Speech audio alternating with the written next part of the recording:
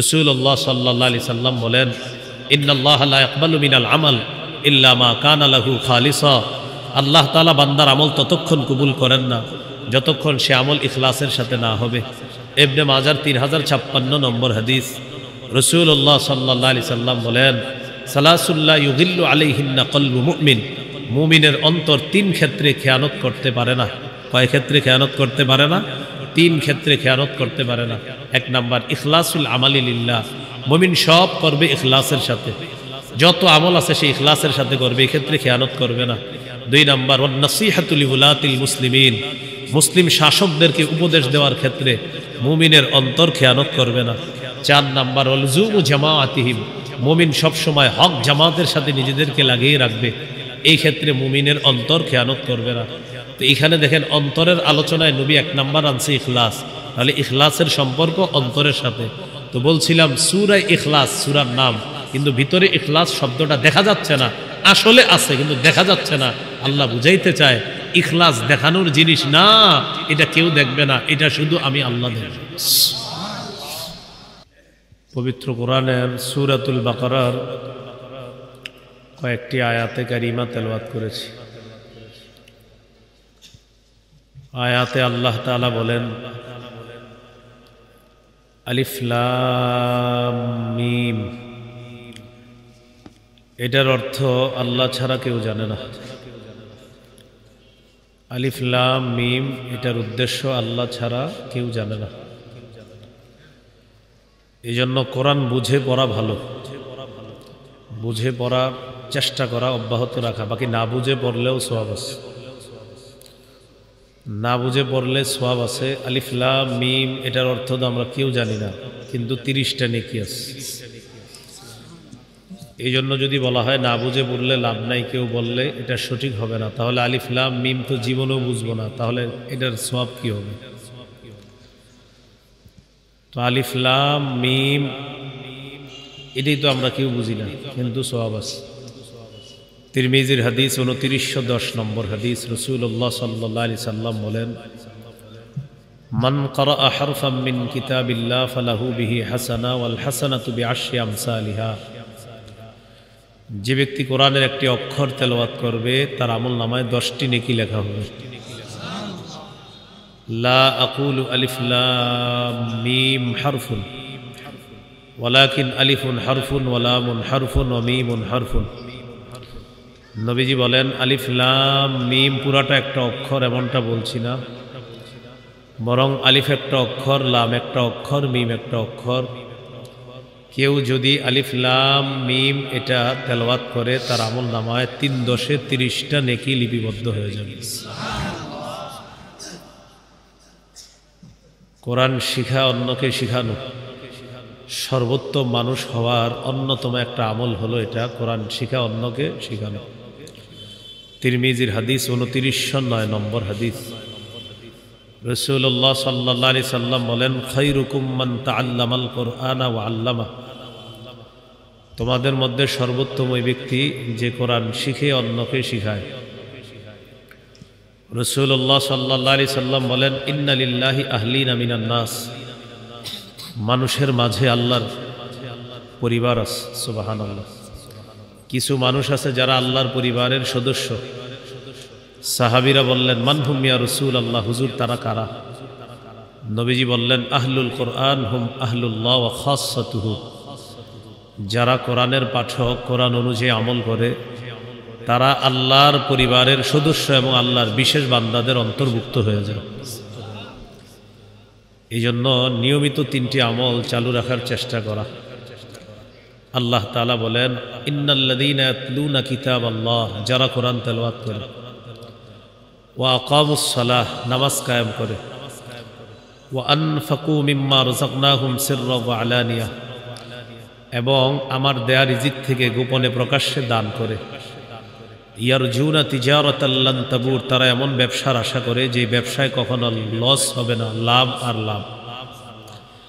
তাহলে 3টা কাজ, নিয়মিত তেলাওয়াত, 5 ওয়াক্ত নামাজ, নিয়মিত কিছু হলেও দান সদকা করা, এই 3টা অভ্যাস নিয়মিত চালু রাখার চেষ্টা করা। আল্লাহ তৌফিক দান করেন। সহিহ বুখারীর বর্ণনা 5011 নম্বর হাদিস। এক সাহাবী রাতের বেলা সূরা কাহফ তেলাওয়াত করতেছিলেন। তাওয়াশশাতহু সাহাবা, আকাশের মেঘখণ্ড এসে তার বাড়ির উপরে ওই মেঘখণ্ড চলে আসছে আকাশের। ফাজাআলা ফারাসুহু ইয়ানফিরু, তার ঘোড়াটা লাফানো শুরু করছে। তিনি তেলাওয়াত করে ঘোড়া লাফায়, তিনি তেলাওয়াত করে ঘোড়া লাফায়। তেলাওয়াত শেষ, আকাশের মেঘখণ্ড আকাশে চলে গেছে। পরের দিন নবীর কাছে জানাইলেন, হুজুর এমন এমন দৃশ্য দেখলাম। নবীজি বললেন, তিলকাস সাকিনাতু তানাজ্জালাত বিল কোরআন, এটা হলো সাকিনা, এটা প্রশান্তি। কোরআন তেলাওয়াতের কারণে এই প্রশান্তি তোমার বাড়ির উপর নাজিল হয়েছে। এই জন্য কোরআন তেলাওয়াত করলে সাকিনা, প্রশান্তি আসে, এতে কোনো সন্দেহ নেই। তেলাওয়াত করার পাশাপাশি কোরআন শ্রবণ করার চেষ্টা করা। সূরা আরাফের 204 নম্বর আয়াতে আল্লাহ বলেন, ওয়া ইযা কুরিআল কুরআনু ফাসতামিউ লাহু ওয়া আনসিতু, যখন কোরআন পড়া হয় তখন তোমরা কান পেতে শোনো এবং চুপ থাকো। লাআল্লাকুম তুরহামুন, যাতে তোমাদের প্রতি দয়া করা হয়।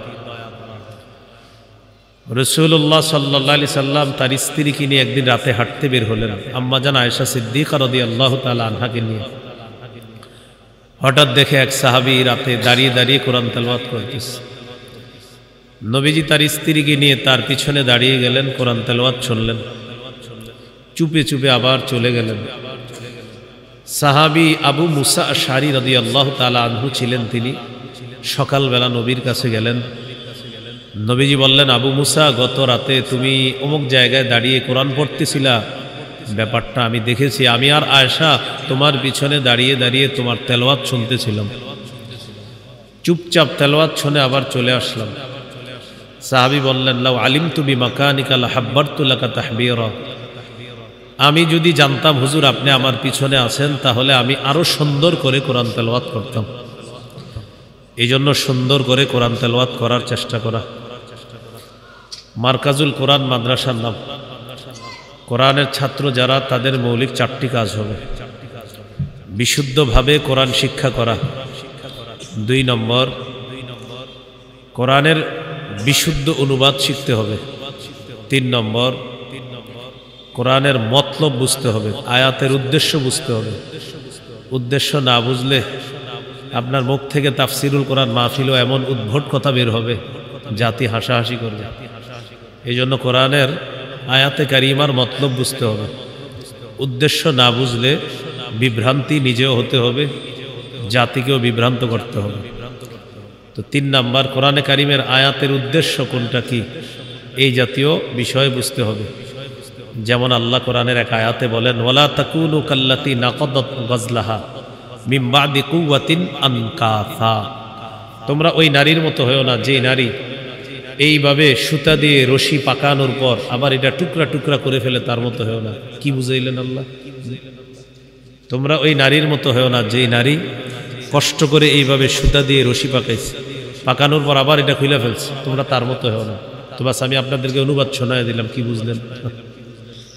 এখানে উদ্দেশ্য হলো, একজন নারী কষ্ট করে সুতা পাকাইছে, এইভাবে সারাদিন কষ্ট করে পাকাইছে, বিকালবেলা সব আবার ছিঁড়ে ফেলছে। তা আল্লাহ বুঝাইতে চান, সারাদিনের কষ্টের কি লাভ হলো, সে আবার এটা টুকরা টুকরা করলো। তুমি কষ্ট করে আমল করার পর ওই আমলটা নষ্ট করবা না, যেহেতু কষ্ট করে করেই ফেলছো, তাহলে যদি নষ্ট করে দাও তো ওই নারীর মতো হবে যেই নারী কষ্ট করে সুতা পাকায়া আবার টুকরা টুকরা করছে। তুমিও যদি আমল করে নষ্ট করে দাও, তাহলে তোমার কষ্টেরও কোনো মূল্য থাকবে না, ওই নারীর মতো। এটা আল্লাহ বুঝেছে। এই জন্য 3 নাম্বার, কোরআনে কারিমের আয়াতের মতলব, উদ্দেশ্য বোঝার চেষ্টা করা। যেমন কোরআনের এক আয়াতে আছে, আল্লাহ তাআলা বলেছেন, লাআখাযনা মিনহু বিল ইয়ামিন, আমি তাকে কঠিনভাবে ধরতাম। ইয়ামিন দ্বারা উদ্দেশ্য সাধারণত অনুবাদ হলো ডান হাত। এখন কোন তাফসীর কারক যদি আপনাদেরকে শোনায় যে এখানে আল্লাহ ডান হাত বলছে, এর মানে বুঝাইছে ডান হাতের শক্তি বেশি, বাম হাতের শক্তি কম। নাউজুবিল্লাহ। আল্লাহর ক্ষেত্রে এটা বলাই যাবে না। আল্লাহর ক্ষেত্রে বলা যাবে না, আল্লাহর ডান বাম দোনোটাই ডান। সুবহানাল্লাহ। তাফসীরের কিতাব খোলেন, এই জন্য মতলব বুঝতে হবে। আর আপনি এখানে বলে দিলেন, তাহলে বিভ্রান্ত নিজেও হতে হবে, জাতিকে বিভ্রান্ত করতে হবে। আল্লাহ হেফাজত করেন। তো 1 নাম্বার, কোরআন শিখতে হবে বিশুদ্ধভাবে। 2 নাম্বার কোরআনের সঠিক অনুবাদ শিখতে হবে। 3 নাম্বার আয়াতের সঠিক উদ্দেশ্য মর্ম বুঝতে হবে। 4 নাম্বার কোরআনের আদেশগুলোর উপর আমল করতে হবে, নিষেধ থেকে বাঁচতে হবে। সূরা বাকারার 43 নম্বর আয়াতে আছে ওয়া আকিমুস সালাহ, আল্লাহ হুকুম করেছেন তোমরা নামাজ কায়েম করো। ওয়া আতুজ যাকাত, যাকাত আদায় করো। ওয়ারকাউ মা'আর রাকিঈন, রুকুকারীদের সাথে রুকু করো, কোরআনের আদেশ। সূরা হুদের 114 নম্বর আয়াতে আছে ওয়া আকিমিস সালাতা তারাফাইন নাহার ওয়া যুলাফাম মিনাল লাইল, দিনের 2 প্রান্তে নামাজ কায়েম করো, রাতের কিছু অংশেও নামাজ কায়েম করো, আল্লাহ হুকুম করেছেন, কোরআনের আদেশ। সূরা তাহার 14 নম্বর আয়াতে আল্লাহ বলেন ইন্নানি আনাল্লাহ, আমি আল্লাহ, লা ইলাহা ইল্লা আনা, আমি ছাড়া কোনো ইলাহ নাই, ফাবুদনি, আমার ইবাদত করো, হুকুম, ওয়া আকিমিস সালাতা লিযিকরি, আমার শরণার্থে নামাজ কায়েম করো, হুকুম। কোরআনের হুকুমগুলা মানা। সূরা আনকাবুতের 45 নম্বর আয়াতে আছে উতলু মা উহিয়া ইলাইকা মিনাল কিতাব, নবীজি ওহী আপনার কাছে প্রেরণ করা হয়েছে, ওহী আপনি তেলাওয়াত করে শোনান, তেলাওয়াত করেন, বলছে তেলাওয়াত করেন, এটা হুকুম কোরআনের। ওয়া আকিমিস সালাহ, আপনি নামাজ কায়েম করেন। সূরা বাকারার 238 নম্বর আয়াতে আছে হাফিজু আলাস সালাওয়াত, তোমরা নামাজ সমূহের প্রতি যত্নবান হও, তোমরা নামাজ সমূহের প্রতি কি হও, যত্নবান হও। তাহলে কি বুঝাইলাম? কোরআনের আদেশগুলা মেনে চলতে হবে, নিষেধ থেকে বাঁচতে হবে। যেমন সূরা বাকারার 42 নম্বর আয়াতে আছে ওয়ালা তালবিসুল হাক্কা বিল বাতিলি ওয়া তাকতুমুল হাক্কা ওয়া আনতুম তা'লামুন, তোমরা সত্যের সাথে মিথ্যাকে মিশ্রণ করো না, নিষেধ, এটা নিষেধ, কোরআনের নিষেধাজ্ঞা এটা, তাহলে এটা করা যাবে না। সূরা আলী ইমরানের 130 নম্বর আয়াতে আছে ইয়া আইয়ুহাল্লাযীনা আমানু লা তা'কুলুর রিবা আযআফাম মুযাআফা, হে ঈমানদারগণ তোমরা বহুগুণে বৃদ্ধি করে সুদ খেও না, নিষেধ, কোরআনের নিষেধ। এই নিষেধ থেকে বাঁচতে হবে। তাহলে কিছু হলো কোরআনের আদেশ আর কিছু হলো কোরআনের নিষেধ। তো কোরআনের পাঠক যারা হবে, কোরআন যারা শিখবে, তাদের 4 নাম্বার কাজ কোরআনের আদেশগুলা মানা, আর কোরআনের যে নিষেধগুলো আছে এই নিষেধগুলো থেকে বেঁচে থাকা। কোরআনে আছে ওয়ালা তা'থাউ ফিল আরদি মুফসিদিন, সূরা বাকারা 60 নম্বর আয়াতে আছে দুনিয়াতে তোমরা ফাসাদ সৃষ্টিকারী হয়ে তোমরা দুনিয়ার মধ্যে ফাসাদ সৃষ্টি করো না, দুষ্কৃতিকারী রূপে দুনিয়াতে ফাসাদ সৃষ্টি করো না। দুনিয়াতে ফাসাদ সৃষ্টি করা, সন্ত্রাসী কর্মকাণ্ড করা, এটা কোরআনের নিষেধ আছে। তাহলে আদেশ আছে আবার নিষেধ আছে। তো কোরআনের যারা পাঠক হবে তাদের 4 নাম্বার কাজ কোরআনের আদেশগুলা মেনে চলা, কোরআনের নিষেধ থেকে বেঁচে থাকা। তাহলে 4 কাজ: 1 নাম্বার বিশুদ্ধ উচ্চারণে কোরআন পড়া, 2 নাম্বার কোরআনের সঠিক অনুবাদ শিখা, 3 নাম্বার কোরআনের মতলব বোঝার চেষ্টা করা, সঠিক মতলব বুঝতে হবে যে আল্লাহ কি বুঝাইছে, মতলব উদ্দেশ্য কি এটা বুঝতে হবে। যেমন কুল্লিয়া আইয়ুহাল কাফিরুন আসেনি, এই সূরা পারেন না সবাই? পারেন। এই সূরায় আসলে আল্লাহ কি বুঝাইছে, হে কাফেররা, তো এখানে কি বুঝাইছে আল্লাহ? হাদিসে আছে ফজরের নামাজের প্রথম রাকাতে সূরায়ে কাফিরুন পড়া, দ্বিতীয় রাকাতে কুল হুয়াল্লাহ পড়া। কেন প্রথম রাকাতে কাফিরুন, দ্বিতীয় রাকাতে কুল হুয়াল্লাহ কেন? মতলব বুঝতে হবে। যে ফজরের সুন্নতের প্রথম রাকাতে সূরায়ে কাফিরুনের মাধ্যমে আমি বুঝাই আমি সমস্ত কুফরি বর্জন করে আমার দিন শুরু করলাম। দ্বিতীয় রাকাতে কুল হুয়াল্লাহ পড়ে আমি বুঝাই আমি আল্লাহর একত্ববাদ স্বীকারের মাধ্যমে আমার দিন শুরু করলাম। হ্যাঁ, যেমন সূরা ইখলাস কোরআনের একটা সূরা আসেনি? দেখেন তো, কুল হুয়াল্লাহু আহাদ আল্লাহুস সামাদ লাম ইয়ালিদ ওয়া লাম ইউলাদ ওয়া লাম ইয়াকুল লাহু কুফুয়ান আহাদ। ইখলাস আছে? ইখলাস আছে সূরার মধ্যে? তো নাই কেন? নাম সূরা ইখলাস, কিন্তু ভিতরে ইখলাস শব্দটা নাই। এরকম 3টা সূরা পাবেন কোরআনে যে সূরার নাম সূরার ভিতরে নাই, আর সব সূরার মধ্যে সূরার নামটা সূরার ভিতরে পাবেন। প্রথম সূরা সূরাতুল ফাতিহা, এই সূরা ফাতিহা শব্দটা সূরার মধ্যে নাই, এটা একটা। বাকি সূরার নাম আবার আছে আপনার সূরাতুল হামদি, সূরা হামদু যদি হয় তাহলে আছে আলহামদুলিল্লাহি রাব্বিল আলামিন। পরের সূরা সূরাতুল বাকারা, বাকারা অর্থ গাবি, গাবি এই সূরার ঐতিহাসিক একটা আলোচনা, এই জন্য এটার নাম সূরাতুল বাকারা, ভিতরে আছে। তো প্রায় সূরা, প্রায় 111টা সূরার নাম আপনি স্পষ্ট পাবেন সূরার মধ্যে। এর মধ্যে উল্লেখযোগ্য একটা সূরা সূরাতুল ইখলাস, নাম ইখলাস, কিন্তু সূরার মধ্যে দেখেন ইখলাসটা নাই। কুল হুয়াল্লাহু আহাদ, ইখলাস শব্দটা আছে। আল্লাহুস সামাদ, ইখলাস আছে। লাম ইয়ালিদ ওয়া লাম ইউলাদ আছে, ওয়া লাম ইয়াকুল লাহু কুফুয়ান আহাদ আছে? কেন নাই? কারণ ইখলাস দেখা যায় না, তাই আল্লাহ ইখলাসটা সূরার মধ্যে দেয় নাই। বান্দা সূরা ইখলাস পড়ো, এটা অন্তরে ধারণ করো, এটা দেখানোর জিনিস না, এটা আমি রব শুধু দেখব। এই জন্য এটার নাম ইখলাস। এটা দেখা যায় না, তা আল্লাহ দেখায়নি। আল্লাহ কি করে নাই? দেখায়নি। ইখলাসের সম্পর্ক কলবের সাথে। নাসাইর হাদিস 3140 নম্বর হাদিস, রাসূলুল্লাহ সাল্লাল্লাহু আলাইহি সাল্লাম বলেন, ইন্নাল্লাহা লা ইয়াকবালু মিনাল আমাল ইল্লা মা কানা লাহু খালিসা। আল্লাহ তাআলা বান্দার আমল ততক্ষণ কবুল করেন না যতক্ষণ সে আমল ইখলাসের সাথে না হবে। ইবনে মাজার 3056 নম্বর হাদিস, রাসূলুল্লাহ সাল্লাল্লাহু আলাইহি সাল্লাম বলেন, সালাসুল্লাহ ইউগিল্লু আলাইহিন্না কলবু মুমিন। মুমিনের অন্তর 3 ক্ষেত্রে খেয়ানত করতে পারে না। কয় ক্ষেত্রে খেয়ানত করতে পারে না? 3 ক্ষেত্রে খেয়ানত করতে পারে না। 1 নাম্বার ইখলাসুল আমালি লিল্লাহ। মুমিন সব করবে ইখলাসের সাথে, যত আমল আছে সে ইখলাসের সাথে করবে, এই ক্ষেত্রে খেয়ানত করবে না। 2 নাম্বার ওয়ান নাসিহাতু লিউলাতিল মুসলিমিন। মুসলিম শাসকদেরকে উপদেশ দেওয়ার ক্ষেত্রে মুমিনের অন্তর খেয়ানত করবে না। 4 নাম্বার ওয়ালজুমু জামাআতিহিম। মুমিন সবসময় হক জামাতের সাথে নিজেদেরকে লাগিয়ে রাখবে, এই ক্ষেত্রে মুমিনের অন্তর খেয়ানত করবে না। তো এখানে দেখেন অন্তরের আলোচনায় নবী 1 নাম্বার আনছে ইখলাস। তাহলে ইখলাসের সম্পর্ক অন্তরের সাথে। তো বলছিলাম সূরা ইখলাস সূরার নাম, কিন্তু ভিতরে ইখলাস শব্দটা দেখা যাচ্ছে না, আসলে আছে কিন্তু দেখা যাচ্ছে না। আল্লাহ বুঝাইতে চায় ইখলাস দেখানোর জিনিস না, এটা কেউ দেখবে না, এটা শুধু আমি আল্লাহ দেখব। তো বলছিলাম মনে আছে কোরআনের পাঠকের 3 নাম্বার কাজ মতলব বুঝতে হবে, উদ্দেশ্য বুঝতে হবে।